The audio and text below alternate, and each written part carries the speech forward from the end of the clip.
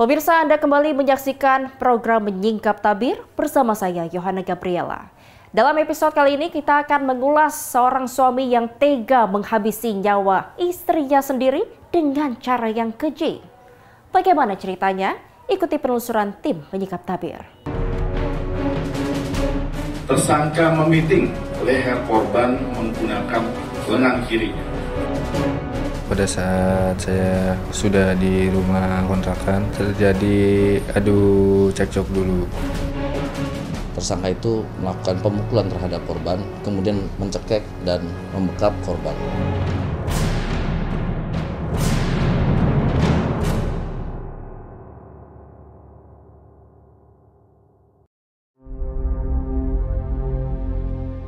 Parasnya terlihat cantik. Penampilannya pun cukup menarik. Sudah beberapa hari belakangan, wanita muda asal Bogor, Jawa Barat ini menjadi perbincangan publik. Namun bukan soal kecantikan atau penampilannya yang dibicarakan khalayak, tapi soal peristiwa tragis yang membawanya pada kematian. Nurul Asmi, nama wanita bernasib malang ini. Ia tewas di tangan suaminya sendiri. Peristiwa pembunuhan ini terjadi akhir Maret 2024 lalu di rumah yang ditempati korban, Jalan Johar 3, Kedung Waringin, Kota Bogor, Jawa Barat. Saat itu Nurul terlibat pertengkaran dengan suaminya Reza Mulyana di dalam kamar rumah. Sampai akhirnya Nurul tewas setelah ditikam sang suami dengan menggunakan obeng. Sementara itu Reza Mulyana langsung diamankan polisi setelah melakukan aksi kejinya itu. Ada beberapa motif, pertama terkait motif ekonomi, kemudian yang kedua cemburu, yang mana korban beberapa hari sebelum kejadian ini sempat meninggalkan rumah. 2 hari dilakukan pencarian, ternyata korban berada di wilayah Bekasi. Seketika itu tersangka mengajak pulang si korban untuk kembali lagi ke rumah. Nah, setelah tiba di rumah selama 2 hari ada sedikit konflik diam-diaman sebagaimana pasangan suami istri, hingga akhirnya di hari kejadian tersangka mengatakan apakah kita bisa kembali rujuk atau tidak, dan dijawab pada saat itu oleh korban tidak bisa dan tidak mau. Disitulah menyulut emosi dari si tersangka sehingga tersangka hilaf memiting pertama kali yang niatnya juga sudah pengen menghabisi nyawa. Namun karena memberontak, kemudian tersangka mengambil obeng secara spontanitas langsung menusuk pipi kanan, pipi kiri, dan leher sehingga korban kehabisan darah dan meninggal dunia. Menurut orang tuanya, Reza cuma bisa pasrah dan sama sekali tak melakukan perlawanan saat dibekuk oleh polisi. Pintunya susah dibuka soalnya nggak ada ininya. Itu udah kejadian itu. Pas lama-lama itu udah bisa dibuka, si Reza itu keluar. Tapi udah berumuran dalam, astagfirullahaladzim kata saya gitu kan. Kata saya udah gitu teh. Si Eneng udah nggak ada mah gitu. Astagfirullahaladzim. Kata si Reza. Gitu kata dia. Terus dia langsung kemana Bu? Si Reza? Ada duduk dia. Nggak kabur? Enggak, duduk. Dia sampai minta maaf. Maaf ya mah, kata dia teh. Berarti si Reza udah menyerahin ke polisi? Dia udah pasrah. Udah pas saya keluar dari bapaknya nggak ada, saya di sini. Dia ini apa? Mah sini kata dia teh apa? Mau minta maaf ya mah. Selalu merepotkan mama sama bapak. Mau udah tenang mah. Sakit hati, mau teh sakit hati kata dia. Udah daripada mau batin kata dia gitu. Reza Mulyana dan Nurul Asmi merupakan pasangan muda yang baru memiliki 1 anak. Jika dilihat dari beberapa unggahan foto keduanya di media sosial, sepertinya rumah tangga Reza dan Nurul Asmi baik-baik saja. Pasangan suami istri yang sama-sama penggemar grup musik slang atau yang dikenal dengan slanker ini kerap mengumbar kemesraan di setiap momennya. Namun di balik semua itu, ternyata rumah tangga mereka diambang perceraian.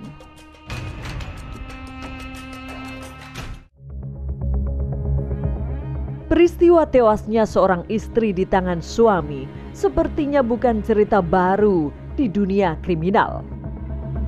Beberapa kasus serupa juga pernah terjadi di sejumlah tempat. Di Bekasi, korbannya sama-sama ibu muda. Korban dihabisi oleh suaminya di dalam kamar kontrakan yang berlokasi di Kampung Cikedokan, RT 1 RW 4, Desa Sukadanau, Kecamatan Cikarang Barat, Kabupaten Bekasi. Sementara di Tambora, korban dihabisi suaminya di sebuah kamar kontrakan di Jalan Angke Barat, RT 4 RW 1, Kecamatan Tambora, Jakarta Barat.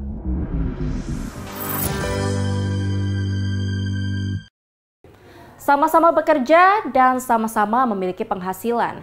Namun penghasilan sang istri lebih tinggi daripada penghasilan sang suami.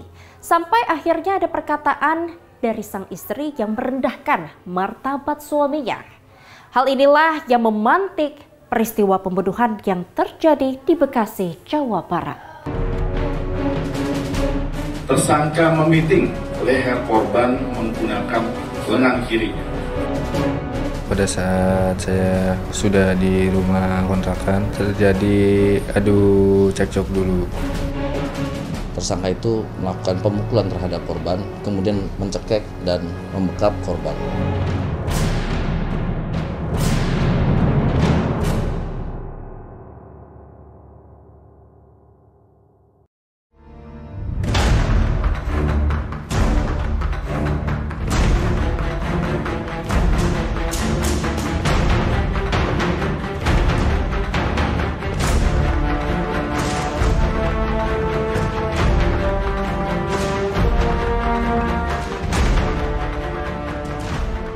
Hampir kebanyakan kisruhnya sebuah rumah tangga berawal dari faktor ekonomi.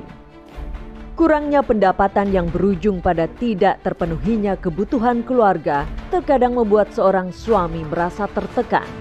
Bahayanya, dalam keadaan seperti ini, bisa saja seorang suami yang seharusnya menjadi pelindung keluarga berubah peran menjadi seorang pembunuh berdarah dingin.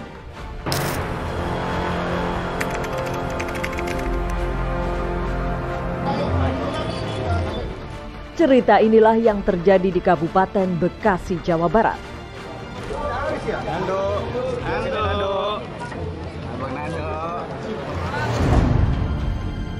Nando Kusuma Wardana, pria berusia 25 tahun ini tega menghabisi nyawa istrinya pada 7 September 2023 lalu. Pada malam itu, dengan kejam, Nando menyayat leher sang istri ketika dua anaknya yang masih balita sedang tertidur lelap. Saat itu, Nando kalap. Perkataan sang istri yang dianggap merendahkan martabatnya sebagai seorang suami menjadi pemicunya.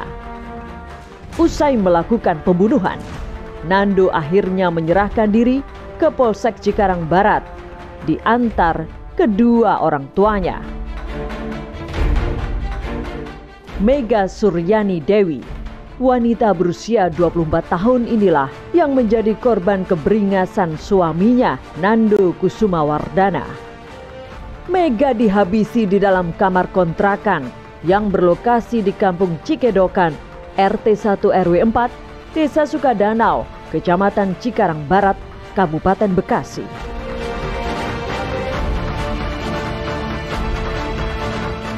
Kami bertemu langsung dengan Nando di Polsek Metro Cikarang Barat. Dengan tangan terikat borgol, Nando pun mulai menceritakan alasan kenapa ia membunuh istrinya. Saat itu Nando yang baru pulang mencari nafkah terlibat cekcok mulut dengan istrinya, Mega Suryani Dewi. Menurut Nando, saat pertengkaran hebat itu terjadi, Mega sempat mengeluarkan kata-kata kasar yang membuatnya tersinggung. Nando naik pitam. Mega kemudian dianiaya dan ditarik ke ruang belakang kamar kontrakannya. Nando kemudian mengambil sebuah pisau di dapur dan pembunuhan itu pun terjadi. Saya baru pulang ojol dari pagi sampai malam jam 9. Di perjalanan ke arah rumah kontrakan TKP itu menanyakan hal ada tentang pendapatan gitu. Gimana? Cuma pendapatan, cuma buat ganti ban aja, kata saya gitu. Saya diam dari situ, tidak ada ngobrol lagi. Pada saat saya sudah di rumah kontrakan di TKP, saya terjadi adu cekcok dulu. Cekcok sampai membawa harga diri saya gitu, entah pakai bahasa kasar gitu. Habis itu saya gampar, saya tarik itu rambutnya, saya bawa ke dapur, saya langsung terekam. Usai beraksi, Nando sempat membersihkan darah dan memandikan jasad istrinya. Jasad istri saya mandiin, saya ngelayak gitu ya, saya pindahin ke kasur. Di atas kasur saya mandiin biar bersih leher tersebut. Sudah nggak ada melarikan diri atau ini nggak ada. Berarti langsung pulang ke rumah orang tua dan ngadu. Betul. Di kasur inilah Mega Suryani Dewi direbahkan dan ditutupi selimut. Saat peristiwa itu terjadi, dua anak Nando sedang terlelap tidur di ruang depan kontrakan. Kepada orang tua saya meminta maaf. Jangan dipikirin, kuat di sini, kuat untuk keluarga almarhum. Saya minta tolong nitip anak saya. Saya minta maaf. Suatu saat nanti misalnya anak saya nanya, jujur, nggak apa-apa, saya melakukan, saya yang tanggung jawab.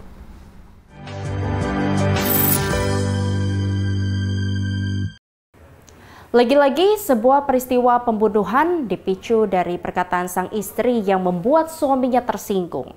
Seperti tak ada jalan lain, pertengkaran yang berujung pada kematian pun terjadi. Tersangka memiting leher korban menggunakan lengan kirinya. Pada saat saya sudah di rumah kontrakan, terjadi adu cekcok dulu. Tersangka itu melakukan pemukulan terhadap korban, kemudian mencekek dan membekap korban.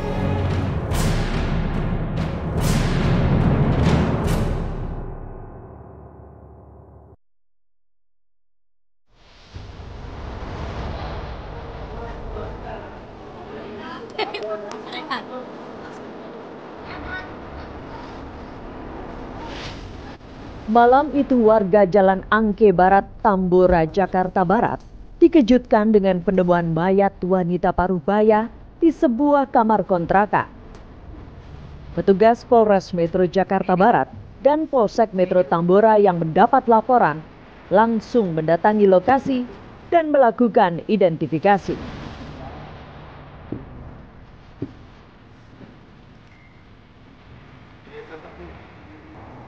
Saat itu, pintu kontrakan terikat tali dari luar. Begitu dibuka, terlihat sesosok mayat wanita dengan posisi terlentang dan tertutup selembar karpet. Identitas korban terungkap. Ia bernama Sumiti. Sumiti ternyata dibunuh oleh Dasril, suaminya sendiri. Nah, saya curiga sama salah satu kamar. Nah, ini kamar yang ini, yang diikat oleh tali kerapia hitam. Oh, jadi awalnya ini nggak digembok kayak gini? Enggak. Ini bukan, nah, ini mau gembok polisi.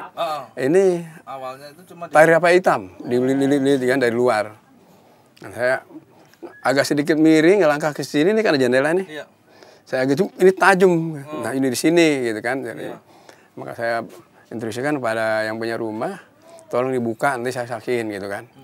Dibuka mana itu talinya, pas dikeluarin, slotnya dilepasin, yang dorong saya ke dalam, Pak, bukannya dia. Saya dorong ininya nih, pakai telunjuk. Ternyata di dalam ada mayat. Tak butuh waktu lama, Dasril akhirnya diringkus di tempat kerjanya. Ia langsung digelandang ke kamar kontrakan, tempat ditemukannya mayat sang istri.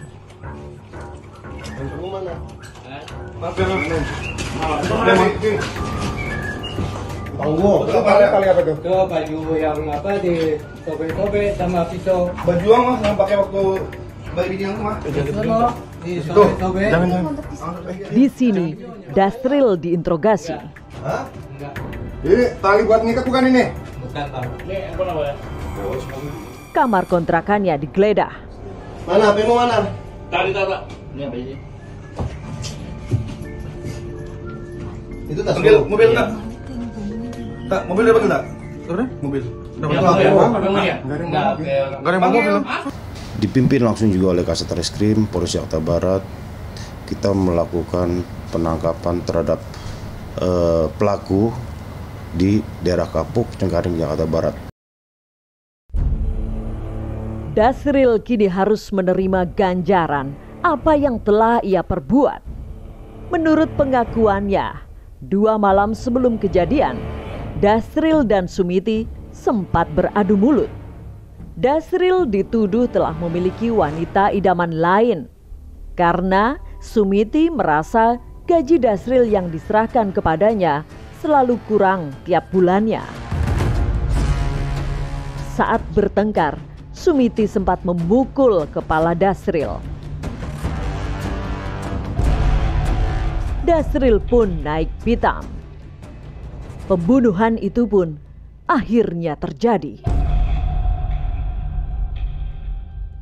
Korban ini tinggal bersama dengan suaminya. Pada saat kami melakukan olah TKP, suaminya ini tidak ada di tempat. Dan menurut keterangan warga sudah lebih dari 3 hari tidak melihat keberadaan suaminya.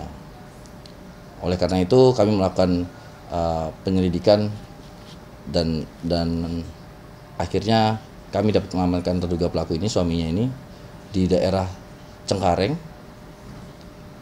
pada saat yang bersangkutan akan berangkat kerja. Namun dari keterangan tersangka itu melakukan pemukulan terhadap korban, kemudian mencekek dan membekap korban. Dasril, Nando Kusumawardana, dan Reza Mulyana. Mereka sama-sama kepala rumah tangga. Mereka sama-sama orang yang seharusnya menjadi pelindung istri, bukan malah sama-sama menjadi pencabut nyawa istri. Pemirsa, 30 menit sudah kami menemani Anda. Sampai jumpa di program Penyikap Tabir pekan depan.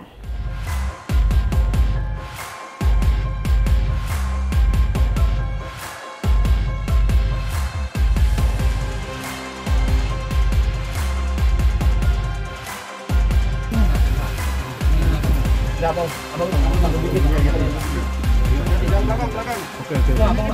Oke.